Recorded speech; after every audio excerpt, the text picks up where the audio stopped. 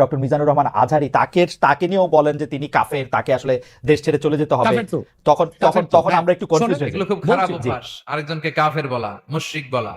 আপনি যদি কাউরে কাফের বলেন, সে যদি কাফের না হয়, আপনি নিজেই কাফের হয়ে যাবেন। নিউ ইয়র্কের ম্যানহাটন থেকে আপনাদেরকে স্বাগত জানাচ্ছি আমি খালেদ মহিউদ্দিন। বাংলাদেশের রাজনীতিতে নানা ধরনের পরিবর্তন দেখা যাচ্ছে হচ্ছে বাংলাদেশের সমাজনীতিতেও নৈতিকতা, ধর্ম এবং নানা বিষয় নিয়ে নানা আলোচনা চলছে। এসব নিয়ে কথা বলার জন্য আজ আমাদের সঙ্গে রয়েছেন ডক্টর মিজানুর রহমান আজহারি। আপনাকে আমাদের অনুষ্ঠানে স্বাগত জানাই। আপনি আমাদেরকে সময় দিয়েছেন, সেজন্য শুভেচ্ছা ও কৃতজ্ঞতা জানবেন। নাহমাদুহু ওয়া নুসাল্লি আলা রাসূলিহিল কারীম, আম্মা বা'দু, ফাআউযু বিল্লাহি মিনাশ শাইতানির রাজীম, বিসমিল্লাহির রহমানির রহিম। শুরুতেই আল্লাহ রাব্বুল ইজ্জা ওয়াল জালালের দরবারে শুকরিয়া জানাচ্ছি যে আল্লাহ তাআলা আমাদেরকে স্বাস্থ্যকর জীবনযাপনে ইসলামের ভূমিকা শীর্ষক একটি টপিক নিয়ে একটি আলোচনাতে অংশগ্রহণের সুযোগ দিয়েছেন। আমরা শুরুতেই করে নিচ্ছি কালিমাতুশ শুকর, আলহামদুলিল্লাহ। আমাদের সাথে আরও থাকছে তাহরিকে খতমে নবুয়ত বাংলাদেশের আমির জনাব আল্লামা মুফতি ডক্টর সাইয়েদ মোহাম্মদ এনায়েতুল্লাহ আব্বাসী ও সিদ্দিকী। ডক্টর আব্বাসী, আপনাকে আমাদের অনুষ্ঠানে স্বাগত জানাই। আপনি আমাদেরকে সময় দিয়েছেন, সেজন্য আমাদেরকে কৃতজ্ঞতা এবং শুভেচ্ছা জানাই। ধন্যবাদ, আপনাকেও স্বাগত জানাচ্ছি এবং দর্শক মন্ডলী যারা আছেন তাদেরকেও অভিনন্দন জ্ঞাপন করছি। Thank you so much. আমি প্রথমেই আপনার কাছে যে বিষয়টি জানতে চাই, আমাদের অনেকগুলি প্রশ্ন রয়েছে, আমরা আপনার কাছ থেকে অনেক কিছু বুঝে নিতে চাই, অনেক কিছুর ইয়াও দিতে চাই। আপনার যদি কোনো প্রশ্ন আপত্তি থাকে আপনি সেটা জানাতে পারেন এবং আপনি উত্তর নাও দিতে পারেন। তো আমরা প্রথমেই আপনার থেকে শুরু করি। আপনি যখন আরেকজন ইসলামিক ক্লেরিক, আমরা নাম বলতে পারি ডক্টর মিজানুর রহমান আজহারি, তাকে নিয়েও বলেন যে তিনি কাফের, তাকে আসলে দেশ ছেড়ে চলে যেতে হবে, তখন আমরা একটু কনফিউজ হয়ে যাই। বলছি জি না, কনফিউজ হবেন কেন?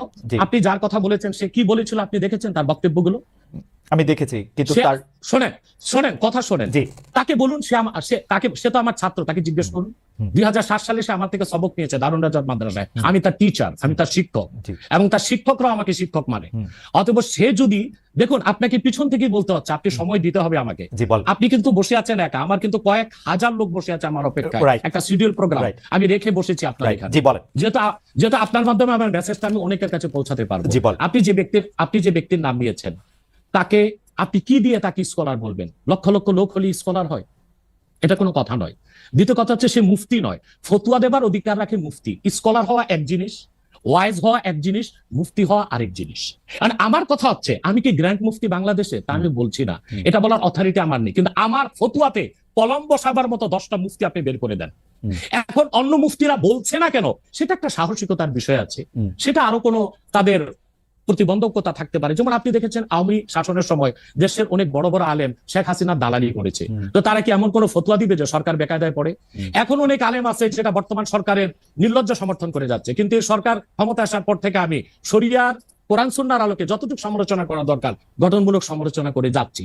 আর আমাদের মতো 2-4-10 জন যারা মিডিয়াতে আছে তারাই কিন্তু দেশের আলেম না।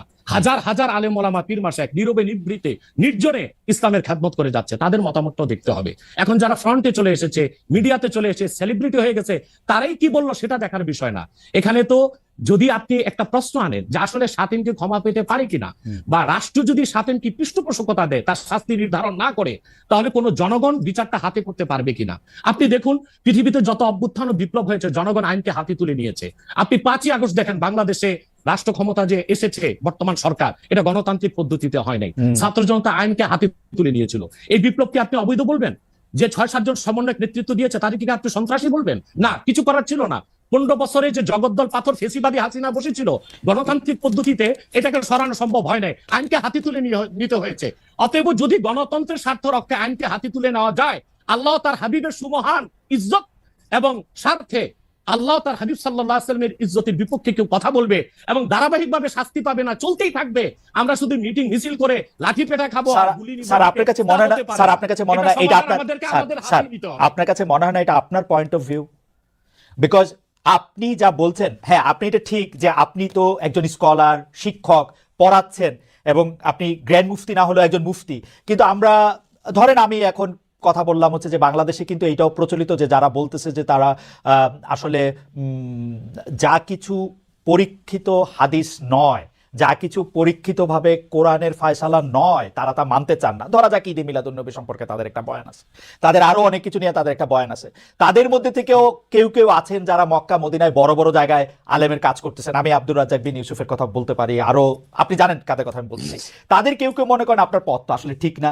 1, 2 হচ্ছে আপনি যার কথা যেভাবে বলতেছেন যে ধরেন মিজানুর রহমান আজহারী কি আসলে একজন স্কলার কিনা, এখন কেউ কেউ তো এই প্রশ্ন তুলেছেন যে জনাব এনায়েতুল্লাহ আব্বাসীও যথেষ্ট পরিমাণে এই জায়গায় আছেন কিনা। সেজন্য আমি জানতে চাইতেছিলাম যে আপনি যখন আইন হাতে তুলে নেওয়ার কথা বলেন স্যার, সেইটা কি আপনি কিভাবে তার যোগ্য, এবং আপনি ছাড়া আর কে আছেন এটার মধ্যে যোগ্যতার জায়গায় আর কি? আমি এখন বলছি, আমি মনে করি আমি গ্র্যান্ড মুফতি বাংলাদেশের। আচ্ছা, আপনি মনে করছেন আপনি গ্র্যান্ড মুফতি? ওকে, এবং এটা আমি চ্যালেঞ্জের। ওকে ওকে, এইটা বললে আমার ফতুয়ার বিপক্ষে শোনেন, আমার ফতুয়ার বিপক্ষে যে যাচ্ছে তাকে আমার সাথে বসান, আপনার প্ল্যাটফর্মে বসান। দ্বিতীয় কথা হচ্ছে ঈদে মিলাদুন্নবী নিয়ে যে আপনি প্রশ্ন করেছেন, ঈদে মিলাদুন্নবী সাল্লাল্লাহু আলাইহি ওয়াসাল্লাম নিয়ে অনেক ডিবেট হয়েছে এবং ঈদে মিলাদুন্নবীর পক্ষে যারা, তারাই বিজয়ী হয়েছে। আর বাংলাদেশে ওলামায়ে দেওবন্দের একটা বিরাট অংশ যারা মূল ধারার, তারা কিন্তু ঈদে মিলাদুন্নবী নিয়ে কখনো বিরোধিতা করে না। কিছুমাত্র স্কলার আছেন যারা কোনোভাবে পারসেজ হয়ে আছেন, তারা ঈদে মিলাদুন্নবীর বিরোধিতা করে। আমরা বলি মিলাদ যার সিরাত নার তার, মিলাদুন নবী সাল্লাল্লাহু আলাইহি ওয়াসাল্লাম ব্যানারও মাহফিল হতে পারে, সিরাতুন নবী সাল্লাল্লাহু আলাইহি ওয়াসাল্লাম ব্যানারও মাহফিল হতে পারে। এবং আপনি শুনেছেন আজকে 4 বছর যাবত সৌদি সরকার উচ্চ ওলামা পরিষদ ফতোয়া দিয়েছে যে ঈদে মিলাদুন্নবী উপলক্ষে মাহফিল সৌদি আরবে হবে এবং 12 রবিউল আউয়াল তারা রাষ্ট্রীয় ছুটি ঘোষণা করে রেখেছে। এবং বাংলাদেশে বর্তমান সরকারও যথেষ্ট আলেম ওলামা আছেন যারা কওমি ঘরানার এবং দেওবন্দ ঘরানার, যাদেরকে আমরা আহলে হক মনে করে থাকি। এবং আমরা মনে করি জৌনপুর, ফুরফুরা, সারসিনা, আহলে সুন্নাত, আহলে হক একই ধারাতেই চলে আসছে। তারাও কিন্তু ইসলামিক ফাউন্ডেশনের দায়িত্বে আছে এবং তারা কিন্তু এবারও ঈদে মিলাদুন্নবী ব্যানারে প্রোগ্রাম করেছে এবং আমি সেখানে অংশগ্রহণ করেছিলাম একদিন। অতএব বিচ্ছিন্নভাবে কে কি ঈদে মিলাদুন্নবীর বিরোধিতা করলো, আব্দুর রাজ্জাক সাহেবের নাম বলেছেন, ওনাকেই বসান আমার সাথে কথা বলি, সংলাপ হতে তো কোনো দোষ নাই। ওকে, বা আপনি আরো যাদের কথা বলেছেন তাদেরকে বসান আমাদের সাথে। আচ্ছা, আমার এখানে একটা সম্পূরক জাস্ট প্রশ্ন আছে আইনের ব্যাপারে। যেহেতু তেহরিকে খতমে নবুয়তের শাখা যুক্তরাজ্যেও আছে, এখানেও আছে, আপনি একইভাবে এই কথা বা ভারতের পশ্চিমবঙ্গের কথা বলেছেন, এইখানে যেটা বলছেন সেটা কি যুক্তরাজ্য এবং ভারতের পশ্চিমবঙ্গের জন্য প্রযোজ্য? যুক্তরাজ্যেও যদি কেউ এই ধরনের কথা বলে তাকেও কি আপনি এরকম একটা কথা বলবেন বা বলতে পারবেন? জি জি বলবো। আমি যুক্তরাজ্যে যে সাফার করে এসেছি সেটা শোনেন আগে। 2 বছর আগে আমি যুক্তরাজ্যে গিয়েছিলাম। আমার 7টা প্রোগ্রাম ছিল, 4টা প্রোগ্রাম করতে পেরেছি, 3টা প্রোগ্রাম আমি করতে পারিনি। এবং সেখানে আমার বিরোধিতা করেছিল নাইজেল ফারাজ, আপনি জানেন তাকে, সিএনএন নিউজ প্রেজেন্টার, এবং সে ব্রেক্সিট আন্দোলনের হোতা ছিল এবং সে ব্রিটিশ পার্লামেন্টে মেম্বার ছিল। আমার যেদিন সেন্ট্রাল লন্ডনে প্রোগ্রাম ছিল, নাইজেল ফারাজ লং মার্চের ঘোষণা দিয়েছিল এবং আমি সেখানে যেতে পারি নাই। কেন? নাইজেল ফারাজ 23টা প্রতিবেদন করেছিল আমার বিপক্ষে, তার মধ্যে উল্লেখযোগ্য ছিল যে আমি মুরতাদের শাস্তি মৃত্যুদণ্ড চাই। বাট ব্রিটিশ পুলিশ আমাকে অ্যারেস্ট করেনি এবং ব্রিটিশ পুলিশ আমাকে শুধু প্রোগ্রাম করতে দেয়নি সহিংসতা সেজন্য। কিন্তু আমি রানীকে গালি দিয়েছি, সেটাও সেখানে তুলে ধরা হয়েছে। আমি রানীকে গালি যায় ইংল্যান্ডে, মুরতাদের শাস্তি মৃত্যুদণ্ড চেয়েছি, সেইটা 23টা প্রতিবেদন করে আমার এই বক্তব্য ফতোয়াগুলো সেখানে লন্ডনে দেখানো হয়েছে। আমি বাংলাদেশে যে চরিত্র, লন্ডনে সেই চরিত্র, পশ্চিম বাংলায় সেই চরিত্র। ওকে, আমি এবার একটু, আপনি যেহেতু মুফতি এবং নিজেকে পরিচয় দিলেন গ্র্যান্ড মুফতি, আমি একটা বিষয় একটু আপনাকে একটা বিষয় একটু আপনার দৃষ্টি আকর্ষণ করতে চাই। সেটি হচ্ছে যে আপনি মানে আপনার কাছ থেকে বুঝে নিতে চাই স্যার, যে যদিও আপনি আসলেই আমার চেয়ে বয়সে ছোট, কিন্তু আসলে বিদ্যায়, বুদ্ধিতে, শিক্ষায়, অনেক কিছুতে মানে জ্ঞানে আপনি আমার চেয়ে বড় বলে আপনাকে স্যার সম্বোধন করতে হবে না। আপনি বলেছেন যে মসজিদে গিয়ে নারীদের জন্য বা মহিলাদের জন্য জামাতে নামাজ আদায় করা মাকরু, কিন্তু আমি আপনার এই বক্তব্যটার পরিপ্রেক্ষিতে আমি দেখতে পাচ্ছি যে এটা তো বরং মাকরু নয়, কেউ কেউ এটাকে মুস্তাহাব বা এনকারেজ বলতে চান।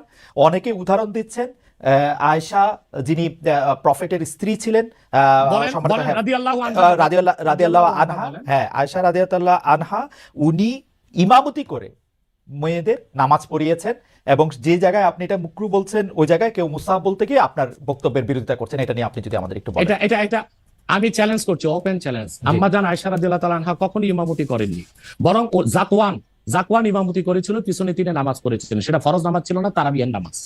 আপনাকে যে তথ্য দিয়েছে সে ভুল তথ্য দিয়েছে। ওকে, সেটা মেয়েদের নামাজ পড়াটা মুস্তাহাব কিনা? এক। দ্বিতীয় হচ্ছে আল্লাহ হাবিব সাল্লাল্লাহু আলাইহি ওয়াসাল্লামের নূরের জামানায় মসজিদ নববীতে মহিলাদেরকে অ্যালাউ করা হতো, তারা নামাজে আসতেন। কিন্তু আল্লাহ হাবিব সাল্লাল্লাহু আলাইহি ওয়াসাল্লাম মহিলাদেরকে নিরুৎসাহিত করেছিলেন, নিষেধ করেন নাই। কারণ মহিলাদেরও দিন শিখা বাকি ছিল এবং আল্লাহ হাবিব সাল্লাল্লাহু আলাইহি ওয়াসাল্লামের কাছে ওহী আসতো, সেজন্য মহিলাদের নিষেধ করা হতো না, তারা মসজিদে আসতেন। হযরত ওমর রাদিয়াল্লাহু তাআলা আনহু তার খেলাফতের সময় বলেছেন মহিলাদের জন্য ঘরেই নামাজ পড়াটা উত্তম। তখন প্রচুর পরিমাণ সাহাবী উপস্থিত ছিলেন, তারা হযরত ওমরের এই কাজে কেউ বাধা দেননি। সেজন্য মহিলাদের মসজিদে আসাটা হারাম নয়, মাকরু বলা হয়েছে জামাতে আসা। কারণ আম্মাজান আয়েশা রাদিয়াল্লাহু তাআলা আনহা নিজেও বলেছিলেন যে বর্তমানে মানে 1500 বছর আগেই আম্মাজান আয়েশা বলেছেন যে এখন মহিলাদের মসজিদে না আসাই উচিত। ফেতনার এই সময়। তো 1500 বছর আগে যদি ফেতনার আশঙ্কা করে আম্মাজান আয়েশা মসজিদ নববীতে মহিলাদের আশাটাকে নিরুৎসাহিত করে থাকেন, তাহলে হযরত ওমর রাদিয়াল্লাহু তাআলার সিদ্ধান্তটা সঠিক ছিল। আর বর্তমান যুগে সেটা আমরাও নিরুৎসাহিত করি, এজন্যই মাকরু বলি। মাকরু মানে হারাম নয়, খুব কঠিনভাবে নিষিদ্ধ নয়, জাস্ট নিরুৎসাহিত করা। এবং আপনি মাকরু ফতোয়াটা কোথায় পেলেন? আর আপনি যে বলছেন যে কোথায় পেলাম বলছি, এটা পড়েন নাই, কিন্তু আমি এখন যেটা দেখতে পাচ্ছি যে women praying in congregation among themselves, এটা মাদিনা বলে একটা পিরিয়ডিক্যালস বাইরে হয় মাদিনা ইউনিভার্সিটি থেকে, সেখান থেকে একজন বলতেছেন যে এটা পড়ছেন। আমি তো এটা সত্য অসত্য বিচার করতে পারবো না। আয়েশা রাদিয়াল্লাহু তাআলা আনহা ইমামতি করেননি, তিনি জাকওয়ান ওনার খাদেমের পিছনে নামাজ পড়েছেন। ওকে, সেটা ফরজ নামাজ ছিল না, তারাবিহের নামাজ ছিল। জি, এটা বুখারী শরীফের হাদিস। আমাকে সময় দিলেন, বের করে দিব। আচ্ছা ঠিক আছে, আপনি কি এইটা একটু বলবেন যে মাকরুটা আপনি কোথায় পেলেন?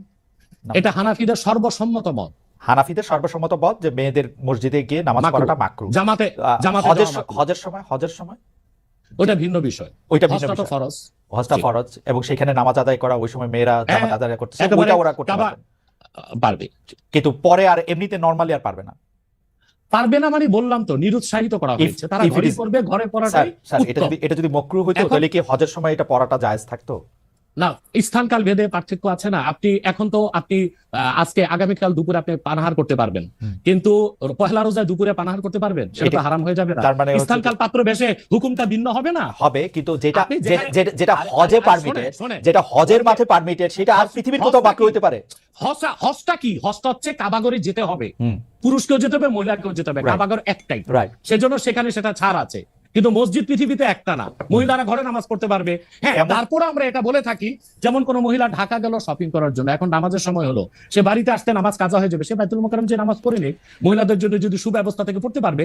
মাকরুটাকে আপনি খুব বড় করে দেখার প্রয়োজন নাই। এই যে আপনার মাথায় টুপি নাই, এটাও কিন্তু মাকরু স্যার, যেটা মাথায় বসাও মাকরু, রাইট। যেটা কিন্তু তাই বলে তো আপনাকে আমি গুনাহগার বলতে পারছি না, অসুবিধা নাই। স্যার, আমি যেটা বলতে চাইতেছি, এমন কোন কাজ কি আছে যেটা কাবাগারে করা যায়, অন্য যে কোনো জায়গায় আরেকটা মাকরু হিসেবে বিবেচিত হবে? আর কোন কাজ কি এরকম আছে? বোঝার জন্য জানতে চাইতেছি স্যার। হ্যাঁ, বোঝার জন্য বলতেছি। যেমন কাবাগরে উপস্থিত হলে ওযু অবস্থায় যেতে হবে, অন্য কোনো জায়গায় গেলে ওযু অবস্থা লাগবে না। কেউ যদি হজ করতে ইহরাম পাবে, স্ত্রীর সহবাস তার জন্য হারাম যতদিন না, যেটা কাবাগরে করা যায় সেটা অন্য কোথাও হারাম আছে কিনা? কাবাগর, হ্যাঁ, হারাম আছে। যেমন কাবাগর তোয়াফ করা হচ্ছে ফরজ, হজের একটা ফরজ, কিন্তু পৃথিবীর অন্য কোনো ঘর কোনো জায়গায় তোয়াফ করা যায় না, সেখানে যেটা যে অন্য জায়গায় যায় না। মানে যেহেতু কাবাগর তোয়াফ করা যায়, মানে কাবাগর শুধু তোয়াফের জায়গা, কাবাগর তোয়াফ করা ফরজ, কিন্তু পৃথিবীর অন্য কোনো মসজিদ বা আল্লাহর ওলির কোনো কবর বা মাজার তো তোয়াফ করা যাবে না, সেটা তো শিরক। আচ্ছা, তাহলে স্থানকাল পাত্র ভেদে এবং সময়ের ভিন্নতার কারণে হুকুম পরিবর্তন হয়। যেমন আমি আপনাকে একটা উদাহরণ দিয়েছি, আগামীকাল আপনাকে দুপুরে খেতে হবে, সেটা খাওয়া আপনার জন্য সওয়াবের কাজ। আল্লাহ বলেছেন কুলু ওয়াশরাবু, খাও পান করো, কিন্তু ঠিক পহেলা রোজার দিন দুপুরে আপনি খেতে পারবেন না, সেটা হারাম। অথবা মাকরুর বিষয়টাও স্থানকাল পাত্র ভেদে তো পরিবর্তন হবে। লাস্ট কোশ্চেন এই সিরিজে জাস্ট বোঝার জন্য, আমাদের অনেক দর্শক জানাচ্ছেন যে সৌদি আরব সহ ইসলামী বিশ্বের অনেক দুনিয়ায় মেয়েদের জামাতে নামাজ পড়ার ব্যবস্থা মসজিদে আছে, তাহলে সেই ব্যাপারটা কি মাকরু কিনা, এবং তাদের শরিয়া বোর্ড সেইটাকে আসলে পরীক্ষা করছে কিনা? আবার বলেন তো প্রশ্নটা। এমন অনেক মুসলিম দেশ আছে সৌদি আরব সহ, আরব দেশ সহ, যেখানে জামাতে মেয়েদের নামাজ পড়ার ব্যবস্থা আছে। বিশেষ করে রমজানের সময় তো তারাবির নামাজের ক্ষেত্রে মেয়েরা অনেকেই যান, তো সেই ক্ষেত্রে তারা এই মাকরুর ব্যাপারটা অবগত কিনা, তাদের শরিয়া ব্যাপারটার দিকে নজর আছে কিনা? আপনি হয়তো ভুলে গেছেন আমার উত্তরটা। হানাফি মাযহাব মতে মাকরু। আমরা যেহেতু মাযহাব হানাফি মানি, এই জন্য মাকরু, কিন্তু সৌদি আরবে হানাফি মাযহাব না, হাম্বলি মাযহাব, সেখানে মাকরু না। আচ্ছা, মানে হানাফি মাযহাব মতে মাকরু। ওকে, আমি পরের আপনার বক্তব্যটা নিশ্চয়ই অন্য আলেমরাও শুনেছেন, তারা তাদের মতো করে তারা ব্যাপারটা বিবেচনা করে দেখবেন। আমরা এটা শুনলাম। এইবার নেক্সট প্রসঙ্গে বা প্রশ্নে আপনাকে নারীদের নামাজের ব্যাপারে একটা হাদিস শোনাই দিচ্ছি। সহিহ মুসলিম হাদিস নাম্বার 1027। আন আমরাতা বিনতে আব্দুর রহমান أنها أخبرته أن عائشة زوج النبي صلى الله عليه وسلم قالت لو أدرك رسول الله صلى الله عليه وسلم ما أدرك النساء لمنعهن المسجد। পরিষ্কার সহিহ মুসলিমের হাদিস। হযরত আমরা বিনতে আব্দুর রহমান বলেন, রাসূল সাল্লাল্লাহু আলাইহি সাল্লামের সহধর্মিণী আল্লাহর হাবিব সাল্লাল্লাহু আলাইহি ওয়াসাল্লামের স্ত্রী আম্মাজান আয়েশা রাদিয়াল্লাহু তাআলা আনহা, যার কথা বলেছেন তিনি নামাজ পড়েছেন, উনি বলেছেন যে বর্তমানে মহিলাদের এখনকার অবস্থা যদি আল্লাহর হাবিব সাল্লাল্লাহু আলাইহি ওয়াসাল্লাম দেখতেন, তাহলে তাদেরকে মসজিদে আসতে নিষেধ করতেন। সহিহ মুসলিম হাদিস নাম্বার 1027। আপনি সেই স্কলারদেরকে বলেন এই হাদিসটার জবাব আমাকে দিতে। ওকে, আমি শেষ করি। তার মানে হচ্ছে মহিলাদের আমাদেরকে মাকরু বলার দ্বারা হানাফি মাযহাবে যে নিষেধ করা হয়েছে, কঠিন নিষেধ না, মানে নিরুৎসাহিত করা হয়েছে। ওকে, ঠিক আছে, এটা নিশ্চয়ই এটা নিরুৎসাহিত করা হয়েছে, এটা আপনি বলছেন, নিশ্চয়ই এটা একটা প্রণিধানযোগ্য। আমি দলিল দিয়েছি। আমি এই বিষয়ে আর আপনার সাথে পরবর্তী প্রসঙ্গে আসি। সেটা হচ্ছে যে আমরা মানে আপনি এখানে আসবেন, অনেকে অনেক ধরনের মন্তব্য করেন, প্রশ্ন করেন, অনেকের মধ্যে অনেক ধরনের উৎসাহ আছে, অনেক ধরনের জানার বিষয়ও আছে।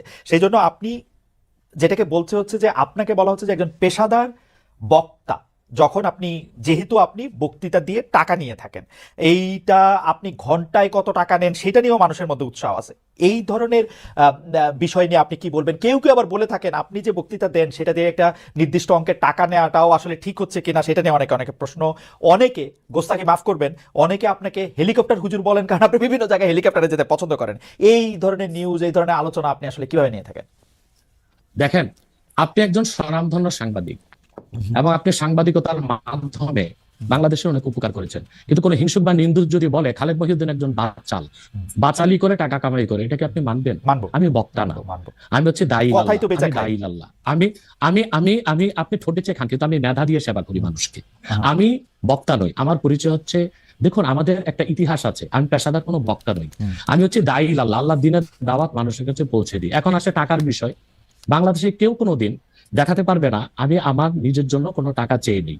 যদি আমি কোনো প্রোগ্রামে কন্ট্যাক্ট করে টাকা নিতাম তো সর্বনিম্ন 3 লাখ টাকা রেট রাখতাম, কিন্তু কখনো কখনো আমাকে তারা খুশি হয়ে যাবে সেটা আমি নিয়ে থাকি। দ্বিতীয় হচ্ছে হেলিকপ্টার প্রসঙ্গ, এটা হচ্ছে আমার অত্যন্ত প্রয়োজন। হেলিকপ্টারটা আমার চেয়ে বেশি বাংলাদেশে শেখ হাসিনাও ব্যবহার করেন, এটা আমি অহংকার করে বলছি না, আল্লাহ তাআলার শুকরিয়া আদায় করছি। এবং বাংলাদেশে অনেক বক্তা বা স্কলার এক সময় আমার বিরোধিতা করেছে, আমি হেলিকপ্টার কেন চলি, হেলিকপ্টারে কেন যাই। বাংলাদেশে 2014 সাল থেকে ব্যাপকভাবে আমি হেলিকপ্টারে যাচ্ছি। এখন অনেক বক্তা, স্কলার বা স্ক্রু ড্রাইভার যাই বলেন, তারা হেলিকপ্টার ব্যবহার করছে, এখন আর সমস্যা হচ্ছে না। আমারটাই আর কি সমস্যা ছিল। হেলিকপ্টারটা কেন ব্যবহার করি আপনাকে একটা সহজ উদাহরণ দিচ্ছি। গত পরশুদিন আমার একটা প্রোগ্রাম ছিল মেঘনাতে, দিনে বাদে জোহর, আর রাতে আমার প্রোগ্রাম ছিল রংপুর হারাগাছ, সেটা মিডিয়াতে ব্যাপক প্রচার হয়েছে। পরের দিন আমার প্রোগ্রাম ছিল কালকে লোহাগাড়া, এই চট্টগ্রাম সাতকানিয়ায়। এখন আমি হেলিকপ্টার ব্যবহার না করে দিন ও রাতে 3টা প্রোগ্রাম করা কি আদৌ সম্ভব? না, সম্ভব না। যেখানে আমার বাড়ি আব্বাসী মঞ্জিল থেকে চিটাগাং রোড যেতে 1.5 ঘন্টা লাগে। তা আমি কিভাবে মেঘনার প্রোগ্রামটা দিনে করে রাতে হারাগাছ করে পরের দিন চট্টগ্রাম যাই? আমাকে এটা অনিবার্য কারণে হেলিকপ্টার ব্যবহার করতে হচ্ছে, এবং সেটা জনগণই দেখে। এর জন্য তো আমাকে হেলিকপ্টার হুজুর বলতে পারে না। এখন যে হুজুর নৌকায় চড়ে মাহফিল করতে যায় তাকে কি নৌকা হুজুর বলবেন? বা যিনি প্রাইভেট কারে প্রোগ্রাম করতে যায় তাকে কি বলবেন ট্যাক্সি হুজুর? এগুলো হচ্ছে এগুলো হচ্ছে আমি গাড়িও ব্যবহার করি যখন যেটা লাগে। আমি এখন প্যারাড ইউজ করতেছি, এটা 3 কোটি টাকা। আমি ভিএট ইউজ করি 8 কোটি টাকা। আমি হেলিকপ্টার ইউজ করি, এটা 14 কোটি টাকা। এখন আমি নৌকাতেও যাই, যেখানে যেভাবে আমার সুবিধা তখন সেভাবে সেখানে সেটা ঠিকই আছে। আমি কিন্তু মনে করি যে এখন হিংসুক বা নিন্দুকরা কি বললো সেটা তো আপনার মতো না, সেটা ঠিক আছে। না, আমি কিন্তু মনে করি যে আপনাকে যত ব্যস্ত থাকতে হয়, আপনি যদি পথে এর মধ্যে থেকে আপনার দিনের একটা বড় অংশ আপনি ব্যয় করেন, এটা আপনার জন্য এটা আসলে কোনোভাবেই এটা মানে এটা কেউই এটা করবে না। আমার কাছে মনে হয় যে আপনার ব্যস্ততার জায়গা থেকে আপনার এটা করতেই হবে। কিন্তু আমার যে প্রশ্ন ছিল যে আপনি এর জন্য নিজেকে একজন প্রফেশনাল স্পিকার মনে করেন কিনা, আপনি মনে করেন কিনা যে আপনি যে বিভিন্ন জায়গায় বক্তৃতা দিতে যাচ্ছেন এবং আপনার যে একটা অসম্ভব চাহিদা বিভিন্ন জায়গায়, আজকে এখানে কালকে সেখানে, সেইটা আপনার আয়ের একটা বড় উৎস কিনা? দেখুন, এটা ছাড়া আমার আয়ের ব্যবস্থা ছিল। আমাদের যে বাংলাদেশে আমাদের যে আধ্যাত্মিক ঘরানার আমরা সন্তান, আপনি জানেন আমাদের বংশের মুরব্বী শাহ কারামত আলী জৌনপুর রহমতুল্লাহ, তাকে বলা হয় বাংলাদেশের আধ্যাত্মিক জনক। 2 নেশন থিওরির ভিত্তিতে দেশ স্বাধীন হয়েছে, এবং ডব্লিউ হান্টার তার বইতে উল্লেখ করেছে, এনসাইক্লোপিডিয়া অফ ব্রিটানিকাতে এসেছে, ইসলামিক ফাউন্ডেশন বিশ্বকোষে এসেছে, কারামত আলী জৌনপুর রহমতুল্লাহর হাতে 2 কোটি লোক মুসলমান হয়েছে। ওনার কারণেই পরবর্তীতে দেশটা স্বাধীন হয়েছে। উনি ইন্তেকাল করেছেন 154 বছর আগে। আমি ওনার সিলসিলায়, ওনার বংশের আমরা জৌনপুরি পীর সাহেব বলে খ্যাত। আমি যদি অন্য পীরদের মতো আব্বাসী মঞ্জিলে বসে পিরিমুরিদি করে যেতাম, তাহলে আমার কোটি কোটি টাকা বছরে আসতো। মূলত আমার হচ্ছে দিনের দাওয়াত দেওয়াটাই আমার মূল কাজ। তারপর জনগণ যেটা খুশি হয়ে আমাকে সম্মান করে, সেটা আমার জন্য যথেষ্ট। আপনি কি আব্বাসী, এটা আমার পেশা নয়, এটা নেশা। আপনি কি আব্বাসী মঞ্জিলে আর এখন বসেন না? মানে ওই সিলসিলা কি আপনি? বসি, কিন্তু মূল হাইলাইটস করা হচ্ছে দাওয়াতের কাজকে। আমি দাওয়াতি কাজে ব্যস্ত থাকি। আপনার আপনি ইচ্ছা করলে হইতেই পারতেন, কারণ আমরা জৌনপুরের পীর সাহেবদের সম্পর্কে আমরা অবগত, তাদের অনেক ফলোয়ার আছে। আরেকটা কথা বলি আপনাকে, আরেকটা কথা বলি। আমি এখনো দিন রাত জেগে আমার ছাত্রদেরকে পড়াই। আমি Okay. বুখারী শরীফ প্রথম খণ্ড আমার ছাত্রদেরকে পড়াই। তো শুধু মাদ্রাসায় পড়িও আমি কয়েক লাখ টাকা কামাই করতে পারতাম, বই লেখক কামাই করতে পারতাম, কিন্তু আমি মনে করি তৃণমূল পর্যায়ে আল্লাহর কোরআনের দাওয়াত পৌঁছে দেওয়ার জন্য ওয়াজ মাহফিলের কোনো বিকল্প নেই। রাইট, সেই জন্য এটা আমার পেশা নয়, এটা আমার নেশা। এটা আপনার নেশা, কিন্তু আপনি অন্যগুলি যেগুলি আপনি অর্থকরী দিতে পারতেন সেগুলি তো আপনি নেন নাই, আপনি নিছেন হচ্ছে দিনের নিচ্ছি, দাওয়াতের নিচ্ছি, জায়গাটাকে, টাইমটাকে, নিচ্ছি। সেই ওগুলো নিচ্ছি, ওগুলি কিন্তু আপনি ঠিক টাকার জন্য আপনি ব্যবহার করছেন না। আয়ের ব্যবস্থা নয়। রাইট, সেই জন্য আমরা আপনাকে একজন পেশাদার মানে বা প্রফেশনাল রিলিজিয়াস স্পিকার এরকম বলতে পারি কিনা, সেইটাই ছিল আর কি আমাদের প্রশ্ন। না, পেশাদার আচ্ছা, বলতে পারবো না। পেশাদার বলতে পারি না, ওকে।